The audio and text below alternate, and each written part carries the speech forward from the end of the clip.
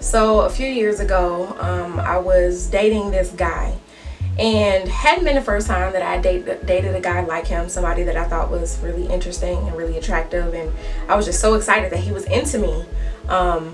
Needless to say, my self-esteem had taken a lot of punches over the years from being rejected, back to back, from having people make me feel less than what I am, and just not having the strength or the courage to believe in myself no matter what anybody else thought. So anyway, I'm dating this guy and I'm thinking, oh, he's the one for me. Like, he has a relationship with God. He has a great smile. He was very athletic. He was talented.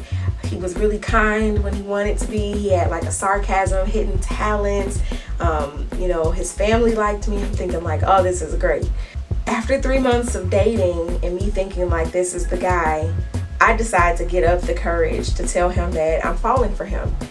And as soon as those words were like coming out of my mouth, I could just feel them escaping almost, in a way where it's like, oh no, come back. It's like when you're walking in the fall, like on a college campus or something, you got like all of your papers in your hand, and then this big wind rushes through. If you're in the Midwest, you know what I'm talking about. And then all of a sudden your papers are everywhere and you're just like, wait, no, come back. I was trying to collect my words back because I just felt like they were going to just fly away and not land anywhere safely. But it was too late. And the next thing that I heard was what I thought was a joke. But he was like, I don't feel the same way about you. I don't really, like you like that. And I'm thinking, well, what have we been doing for the past 3 months? Why are we dating? And it really turned out to be, according to him, that he wanted to be the guy who chose me because he heard so many stories through my music, through my art, and through me just talking to him about my past experiences. He wanted to be that guy that chose me. And while that's nice, I don't need any pity, right? That's what I'm thinking. Like, so you dated me out of pity? Like, that sucks. If you don't like me, if you're not attracted to me, just say so. I won't die, right? Some of us feel like we will. Some of us, we exchange our dignity because we don't want to feel alone. We don't want to be lonely. But it's really so much lonelier to be in a relationship or situationship, so to speak, that does not suit you, that doesn't feed you, that doesn't supply you with good things. It's like, needing a good meal and all you have are chips, right? Chips taste good for a minute, but they don't really satisfy you. They don't nourish your body. You can't live off chips. There's no nutritional value to chips. They're a snack. And while I look like a snack, I'm a full meal. I'm just saying. So anyway, he broke up with me, and I'll never forget, it was Mother's Day, and it was like midnight. So like actually on Mother's Day. And so like I just couldn't sleep. I cried that entire night. Like, he was like, oh, I'll call you later. I'm like, no, don't call me. And of course, like, I would have loved to hear from him, but I just couldn't bear the thought. Like, I was so embarrassed.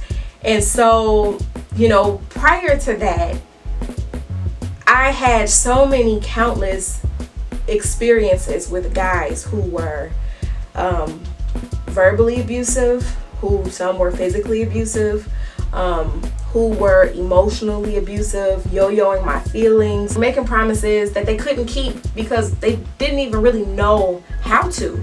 And I can't really blame them. I'm not mad at them. When you're young and dumb, you just do dumb stuff. That's just it comes with the territory. It's naive. We do dumb things from lack of experience, from lack of knowledge, lack of wisdom, lack of self-control. And so I had been in some situationships, people that were well-intentioned, but just didn't really have a real plan or a clear-cut vision on what it is that they wanted. So they couldn't give me what I wanted because they didn't know what they wanted. They didn't know how to. And then some people who just made the decision that, they were only going to give me an inch when I wanted a mile. And I settled for it. So of course, I'll get into more specifics as the season goes on.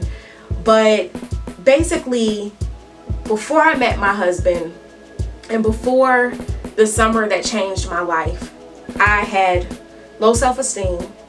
I had low self-worth. I did not value myself. I didn't think I was beautiful. I didn't think that I was enough.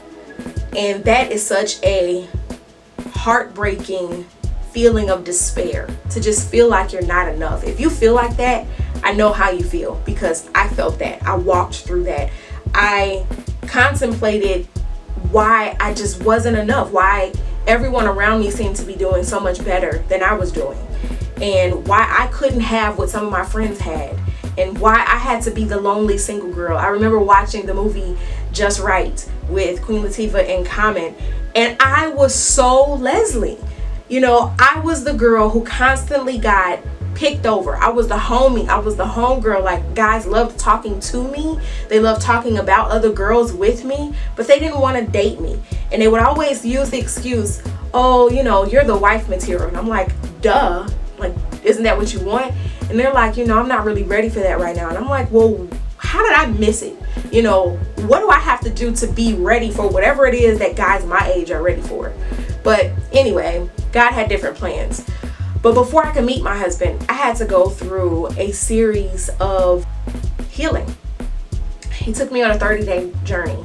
And I talk about this in my book, 30 Days of Change, Exchanging Tears for Joy. You should definitely check out a copy of it. It's available on my website. It's available if you just go and shop there. But he took me on this 30-day consecration where he really dealt with me about who I am, how I got to the place that I was, and how I could get past it. And what I ended up having to do was address the little girl that was still on the inside of me, hurt and confused and feeling a little lost because things had changed with her dad. And again, to no fault of her own, and really to no fault of his own. He didn't try to do this to her. He was just going through things like adults do. And she couldn't understand adult talk. All she knew was that, you know, Daddy didn't hug me today. What's going on? Whereas as an adult, I understand Daddy had a really rough day at work, and he didn't know how to communicate that to a 5-year-old. But I had to address those things, and I grew up with these lies that I rehearsed over and over in my mind, that I'm not good enough, that I'm not smart enough, that I'm not pretty enough, that nobody wants me, that I don't want me, that things would be better if I wasn't around, that maybe I should just end it all. I had to address all of those different thoughts, and God came in and he turned my whole understanding of who I am around. And I understood my value and my worth in him. And I understood my validation came from him, and not from a man, not from a woman, not from anybody else but God and myself. And so I began to wear the breastplate of approval. And I got from this place of anger and bitterness from the guy that broke up with me. I call him my Rob. If you want to understand what that means, definitely check out the book. But I got from my place of bitterness and unforgiveness to a place where I could clearly see that the issue wasn't him. He was just the catalyst that was used to expose all of the grime that was really covering my insides. You know, that situation forced me to look inward, because sometimes it's not about what everybody else does to you. Sometimes it's about what you have on the inside that's attracting these things, or what you have on the inside that allows for these things to happen. And so that's what I did. And I forgave him. And then I had to forgive myself, and I had to reevaluate what I thought love was, and I had to reevaluate what I thought about myself. And I got to the point where my complaining to God about my hurt heart and my feelings got to a place of rejoicing for all of the experiences that I went through, for all of the lessons that I've learned, and just a trust in him, this place of joy and this peace that I was just with God. So when I met my husband, I had no intentions of dating anyone because I was content. I was satisfied. And I think that's the whole point. I'm not telling you to be happy so that you can meet someone. I'm telling you to be happy because you should be. I'm telling you to find joy and find peace and be content and be in your element, you know, walk in your destiny, because that's what you're supposed to do. And along the way, you never know whose destiny might crash right into yours. So I hope that you guys enjoyed. Be encouraged. Talk to you soon.